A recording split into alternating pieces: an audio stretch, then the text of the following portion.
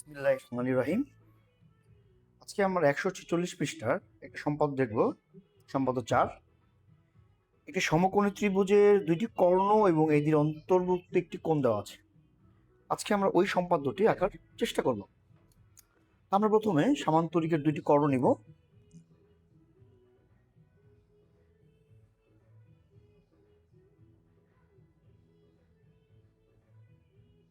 কর্ণ নিলাম এবং এদের অন্তর্ভুক্ত একটি কোণ দেওয়া আছে। অন্তর্ভুক্ত মিনস আমাদের এই কোণটা অবশ্যই এই দুই কোণের মাঝখানের মধ্যে পড়তে হবে।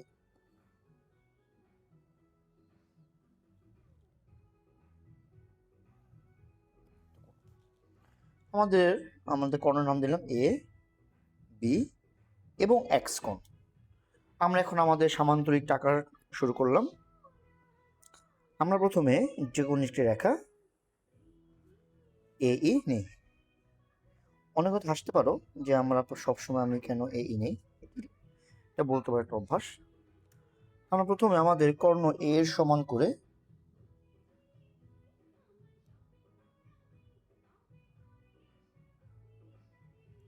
এসি অংশ কাটি। এখন আমাদের এসি কর্ণকে আমরা সমদ্বিখণ্ডিত করবো, অর্থাৎ এসি বাহুকে আমরা এখন সমদ্বিখণ্ডিত করবো, অর্থাৎ মাঝখান দিয়ে ভাগ করবো। এই প্রসেসটা আমি আর বললাম না যে আমরা কিভাবে কর্ণকে সমদ্বিখণ্ডিত বা রেখাকে সমদ্বিখণ্ডিত করি, কারণ আমরা আগে অনেকগুলো জ্যামিতির মধ্যে এটা আমরা বলেছি।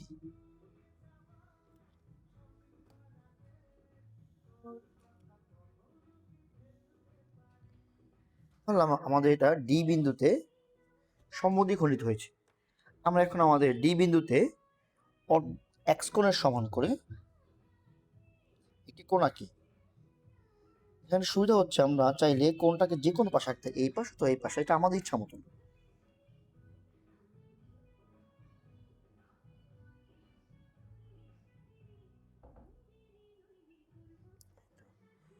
আমরা কোণটাকে যোগ করি না, সেটা আমরা নিচের দিকে বর্ধিত করি।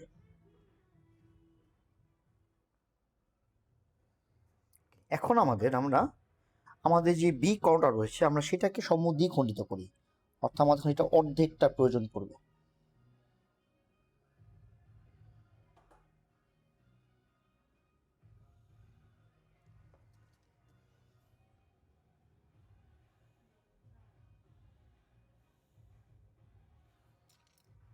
অর্থাৎ হাফ বি এর সমান করে আমরা এই ডি বিন্দু কেন্দ্র করে এই পাশে একটা বৃত্তচাপ আঁকি এবং এই পাশে নিচে একটা বৃত্তচাপ আঁকি। বৃত্তচাপ দুটি ধরলাম পরস্পর, এটা হচ্ছে ডি বিন্দু, এটা হচ্ছে বি বিন্দুতে ছেদ করে। আর আমরা যে প্রথম কোণটা এঁকেছি সেটা ধরলাম এই এফ এবং জি। আমরা এখন এ বি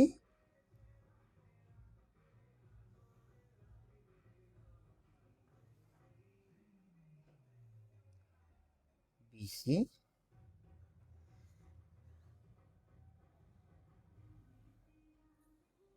সিডি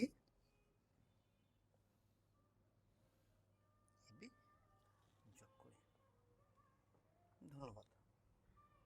এই হচ্ছে আমাদের এ বি সি ডি সামান্তরিক। ধন্যবাদ। এখন আমরা 146 নম্বর পৃষ্ঠার সম্পাদ্য নম্বর 5 দেখব। সামান্তরিকের দুইটি কর্ণ ও একটি বাহু দেওয়া আছে। সামান্তরিকটি আঁকতে হবে। আমরা প্রথমে দুইটি কর্ণ নেই, তোমাদের সুবিধার্থে আমি বলি। আমরা বাহুটা কর্ণ দুটির মধ্যবর্তী কোনো মান আমরা গ্রহণ করব, তাহলে আমার চিত্রটা সুন্দর হয়। আমার একটা মতামত। অর্থাৎ এখানে এ এবং বি হচ্ছে আমাদের কর্ণ এবং সি হচ্ছে বাহু। দেখো সি বাহুটা দুইটা কর্ণের মধ্যবর্তী একটা মান, অবশ্যই যাতে আমাদের এই বাহু থেকে যে কোনো একটা কর্ণ অবশ্যই বড় হওয়া লাগবে। আমরা এখন যে কোনো একটা রেখা নিলাম, সেম আগের মতোই এ ই।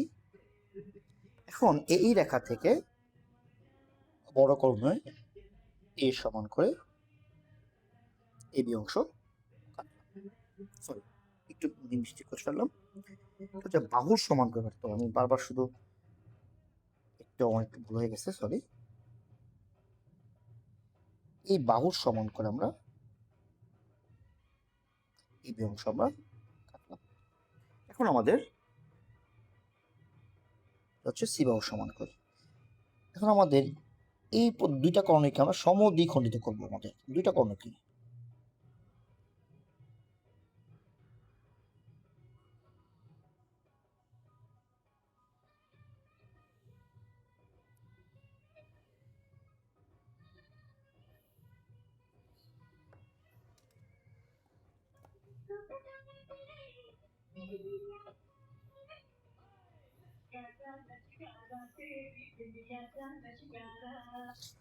এখানে আমি জানি না তোমরা খেয়াল করছো কেন, যে আমার খেয়াল করছো কিনা, আমি প্রতিবার কিন্তু এইগুলাকে কখনো বড় দাগ দিই না, কারণ অনেক সময় আমাদের হয় কি একটু ভুল ত্রুটি হয়ে যায়।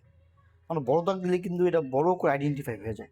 তো সেই বিপদ থেকে এড়ানোর জন্য আমরা সবসময় একটু ছোট ছোট দাগ দিয়ে কাজগুলো করি, যাতে আমাদের ভুল হয়ে গেল আমাদের এটা যেন পরীক্ষক ধরতে না পারে।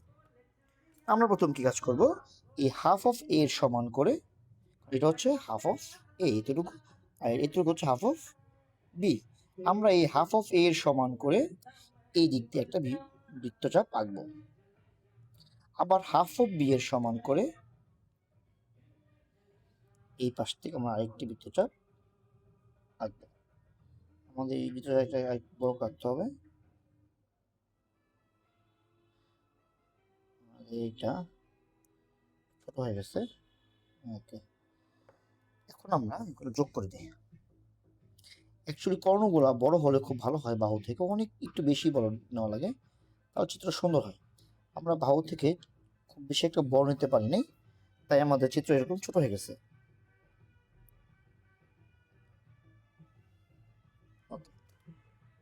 দুই তারা পরস্পর ও বিন্দুতে ছেদ করলো। তাহলে এখন আমরা আবার ও এর সমান করে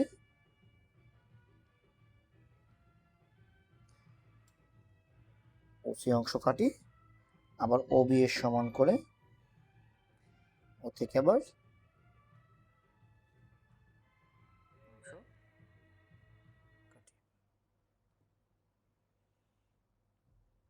অংশ কাটি। আমরা এখন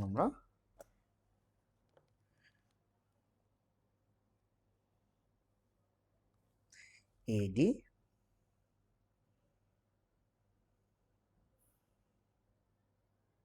সিডি বিসি, এই হচ্ছে আমাদের এ বি সি ডি সামান্তরিক। ধন্যবাদ।